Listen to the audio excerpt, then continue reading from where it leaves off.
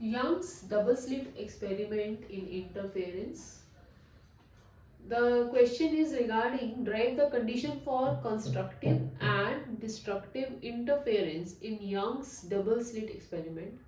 This question has been asked so many times in the year 2015, 18, 20, 21 and 23. We have to derive the condition under what conditions there are interferences which are constructive and then when are they destructive. So for this we have this setup, Young's double slit experiment setup. इसमें क्या है कि एक main source of light S ले लिया है. It is a narrow rectangular slit S जो कि इल्यूमिनेटेड है by a monochromatic source of light. इसके आगे दो रेक्टेंगुलर नैरो स्लिट्स रख दी गई हैं S1 and S2 such that ये दोनों एक्ट करेंगी now as a coherent source of light because they are being driven from the same parent source such that S1 और S2 के बीच में जो डिस्टेंस है that is small d. From this slit at certain distance capital D एक screen पे place कर दी गई है यहाँ पर such that O is the centre या mid point of the screen.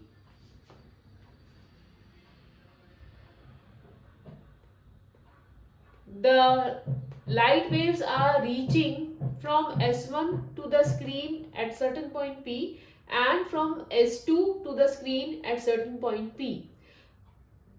हमें क्या करना है, हमें फाइंड आउट करना है कि स्क्रीन के पॉइंट P पर मैक्सिमा बनेगा या मिनिमा, या हम कह सकते हैं कि कंस्ट्रक्टिव इंटरफेरेंस होगी या डिस्ट्रक्टिव इंटरफेरेंस होगी. ये हमने फाइंड आउट करना है.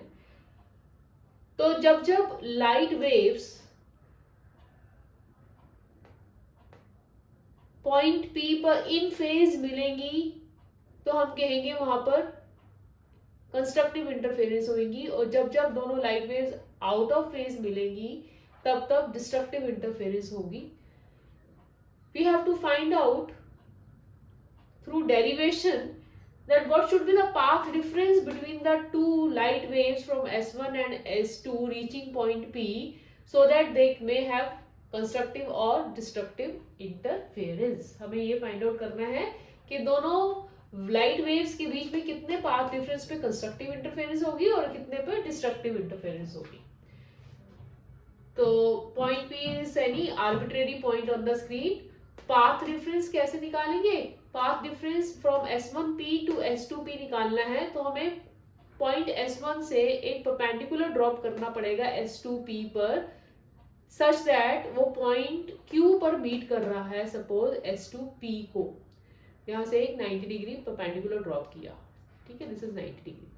अब after dropping a perpendicular S1P से लेकर QP ये दोनों जो है ये इक्वल डिस्टेंस हो जाते हैं सच दैट दोनों के लाइट वेव्स के बीच में पाथ डिफरेंस कितना रह गया S2Q. यही लिखा है कि पाथ डिफरेंस इज S2Q. कैसे निकाला, S2P माइनस QP करके, पर QP किसके बराबर है, S1P के बराबर है. तो वी कैन राइट S2Q क्या हो गया, S2P माइनस QP. सो ये पाथ डिफरेंस है. अब इस पाथ डिफरेंस की कितनी एक्सप्रेशन पर कंस्ट्रक्टिव होगी या डिस्ट्रक्टिव इंटरफेरेंस होगी ये हम ड्राइव करेंगे. So we get S2Q is S2P minus S1P. This is a path difference. अब सबसे पहले आप डेरिवेशन में राइट एंगल ट्राइंगल S1PA ये वाला ट्राइंगल कंसिडर करें. It is a right angle triangle. So Pythagoras theorem S1P का square would be equal to S1A का स्क्वायर प्लस PA का स्क्वायर.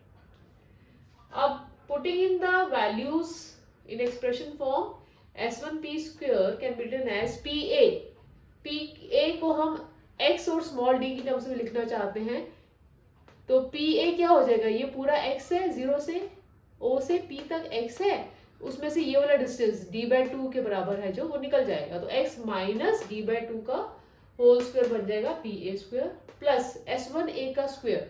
S1 से A is the distance capital D तो वो आ गया कैपिटल D का स्क्वायर. सो इस स्क्वायर को वहां लेंगे तो ये whole the expression under the root में आ गया. अब हमें ये मालूम है कि ये जो स्क्रीन का डिस्टेंस है वो ये स्लिट के विड्थ से, स्लिट का विड्थ क्या है S1 और S2 के बीच का डिस्टेंस स्मॉल d, उससे काफी बड़ा है। ये कैपिटल D जो है स्मॉल d से बहुत बड़ा है। सो हम यहाँ पर क्या लिख सकते हैं, अगर हम d स्क्वायर को बाहर ले लेते हैं तो अंडर रूट से बाहर आके d बन गया और यहाँ पे डिनोमिनेटर में d स्क्वायर हो गया, and we can easily now apply binomial expression या बाइनोमियल थ्योरम। अब बाइनोमियल थ्योरम थोड़ा सा आप रिव्यू करें तो क्या होता है, a plus B whole raise to power n को हम क्या लिखते हैं, जहाँ या we can write a raise to power n plus n times a raise to power n minus 1 times b plus and so on.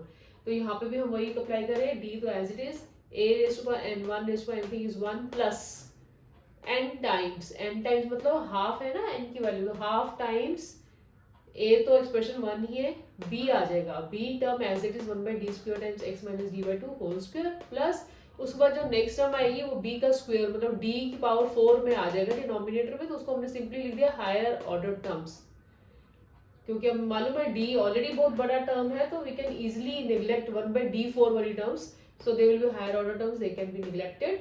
So we can write S1P as capital D को अंदर ले जाएंगे bracket के, तो D plus 1 by 2D times x minus d by 2 whole square, this is expression number 1। उसी तरह से अब आप नेक्स्ट ट्राइंगल कंसिडर करेंगे। नेक्स्ट ट्राइंगल हम क्या लेंगे, right angle triangle S2PB, right angle triangle S2PB। S2PB में भी पाइथागोरस थ्योरम लगाएंगे तो S2P का whole square would be equal to S2B का स्क्वायर प्लस PB का square, which can be written as S2B can be written as capital D plus PB। Now PB का क्या हो जाएगा, ये small x as it is plus ये वाला portion that is D by 2, तो x plus D by 2 whole square and this comes S2P का, यहाँ पे आ गया स्क्वायर रूट बन गया ये। अगेन सिमिलर टर्म्स में काम करते हुए कैपिटल डी को अंडर रूट से बाहर ले लिया, डी स्क्वायर को बाहर लिया तो डी रह गया और बाकी सब एक्सप्रेशन अंडर द रूट में। Again this first term is 1, this term is b part, a and b binomial expression लगाएंगे। बाइनोमियल एक्सप्रेशन में भी सिमिलर पैटर्न पे आप लगाएंगे, बस इसमें और इसमें फर्क यही है, यहाँ पे x माइनस था, यहाँ x प्लस डी बाई 2 है। So we get this expression and neglect the higher order terms, we get this expression number 2। अब पाथ डिफरेंस कैसे निकालना है, path difference is S2P minus S1P, तो S2P that is equation number 2 minus equation number 1, तो आप दोनों expressions को minus करेंगे, d and d cancels, 1 by 2d taken out, इस expression a plus B whole square का फॉर्मूला से आप इसको ओपन अप करेंगे, इसी तरह से a minus b whole square formula से इसको ओपन अप करेंगे and what you get is small x d by capital D। तो ये आ गया पाथ डिफरेंस, और path difference if you remember हम उसको मेजर कैसे लिखते हैं, डेल्टा लैम्डा के एक्सप्रेशन से लिखते हैं, तो delta lambda is a path difference. और ये कितना एक्सप्रेशन आ गया, small we have x small d by capital D। So we have got till path difference delta lambda comes out to be small x small d by capital D, x small d by capital D path difference आ गया S2P minus S1P।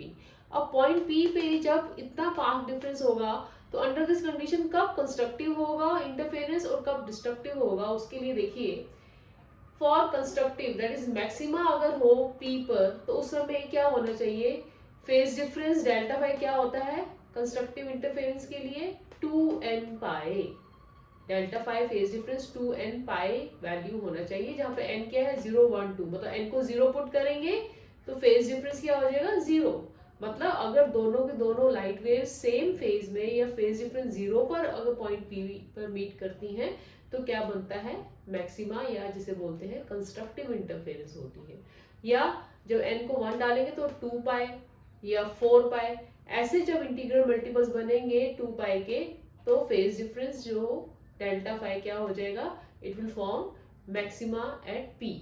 और phase difference और path difference में क्या relation होता है, delta phi is 2 pi by lambda times delta lambda, तो 2n pi यहाँ put कर देंगे equal to 2 pi by lambda times delta lambda, we get कि delta lambda path difference should be equal to n times lambda for constructive interference. तो delta lambda तो हम यहाँ पे हम निकाल चुके हैं, x small d by capital D is equal to n lambda जब होगा तो कंस्ट्रक्टिव इंटरफेरेंस होगी, मतलब x की वैल्यू क्या बन गई, n lambda capital D by small d। तो जब x मतलब पॉइंट P का distance from the centre of the screen dn lambda by small d होगा तो हम क्या कहते हैं, कंस्ट्रक्टिव इंटरफेरेंस होती है। अब निकालना है कि मिनिमा कब होगा पॉइंट P पर, तो उसके लिए हमें मालूम है फेस डिफरेंस किसके इक्वल होना चाहिए, पाई के ऑड मल्टीपल्स के इक्वल, मतलब पाई 3 पाई 5 पाई एंड सो ऑन। तो उसके लिए हम क्या कर देंगे 2n+1 टाइम्स पाई, मतलब n की वैल्यू 0 होगी तो ये हो जाएगा पाई, n की वैल्यू 1 होगी तो 3 पाई 5 पाई एंड सो ऑन। तो इस सिचुएशन में we get 2n+1 pi is equal to again 2 pi by lambda times delta lambda होता है phase difference equal to path difference के साथ रिलेशन। तो यहाँ से डेल्टा लैम्डा क्या आ गया 2n+1 पाई पाई कैंसिल हो गया लैम्डा बाय 2, और पाथ डिफरेंस डेल्टा लैम्डा हम यहाँ एक्सप्रेशन निकाल चुके हैं, small x small d by capital D equal to 2n+1 lambda by 2। यहाँ से एक्सप्रेशन आ गया x का कि अगर x की value 2n+1 d lambda by 2 small d होगा तो इतने डिस्टेंस पर क्या बन जाएगा, स्क्रीन के सेंटर पॉइंट से डिस्ट्रक्टिव इंटरफेरेंस हो जाएगी या डार्क फ्रिंज हो जाएगी। और इस बात का ध्यान रखना कि स्क्रीन के सेंटर पॉइंट पे O पर S1O और S2O के बीच में पाथ डिफरेंस दोनों लाइट वेव्स के बीच में 0 है, ये दोनों इक्विडिस्टेंट है S1 और S2 पॉइंट O से।